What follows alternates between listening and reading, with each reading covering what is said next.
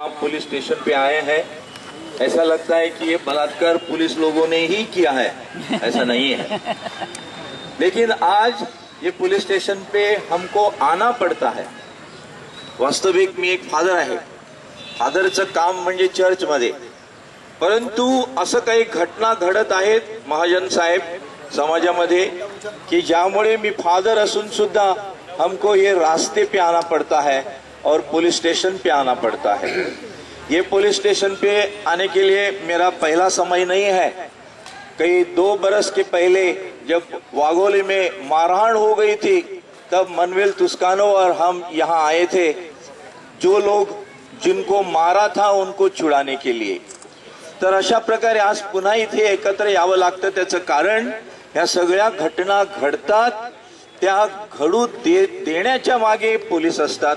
इतकंच नव्हे तर आपल्याला माहित असेलच की दिल्लीला ही एवढी भयंकर अशी त्या बालिकेवर अत्याचार होऊन सुद्धा पोलीस तिच्या आईबापांना लाच देण्यासाठी गेले आणि म्हणाले हे 2000 रुपये घ्या आणि प्रेसमध्ये जाऊ नका।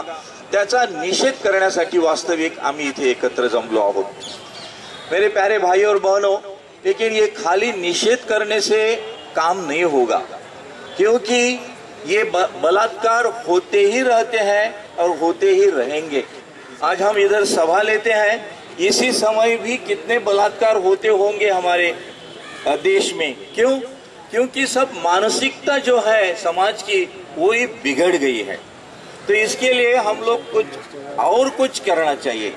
खाली निषेध नहीं करना चाहिए, लेकिन प्रार्थना करना चाहिए कि हमारे लोगों की मानसिकता बदले। इसलिए मैंने अशोक पांडे से कहा कि ये अपनी जो निषेध सभा है, ये निषेध सभा के अंत में हम लोग ये थोड़ी सी प्रार्थना करेंगे।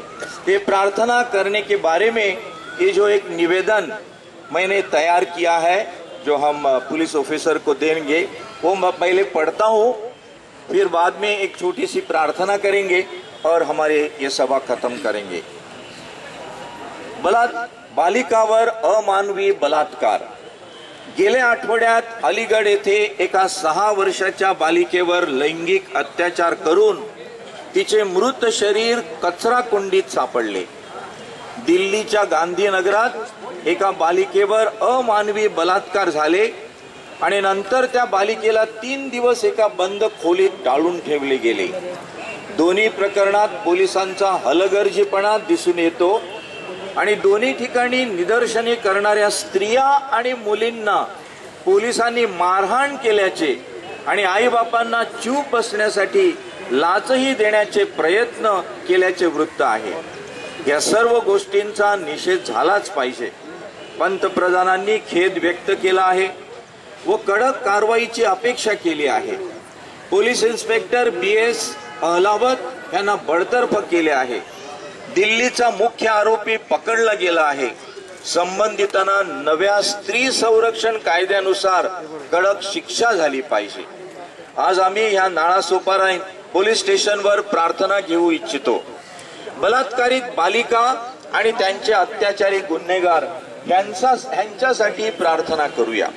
हा गांधीजींचा मार्ग आहे। ह्याचा अर्थ असा नव्हे की आम्ही पुढची कारवाई देवावर सोपवून स्वस्थ बसू इच्छितो, नाही, ती करून घेऊच, पण आम्ही सर्वांनीच आमची मने स्वच्छ केली पाहिजेत।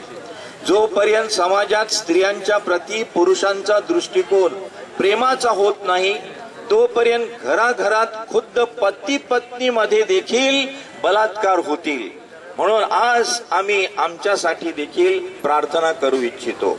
की एक प्रार्थना आता मी म्हणणार आहे, त्याच्या अगोदर आपली एक भगिनी लारिसा ही एक अभंग म्हणेल।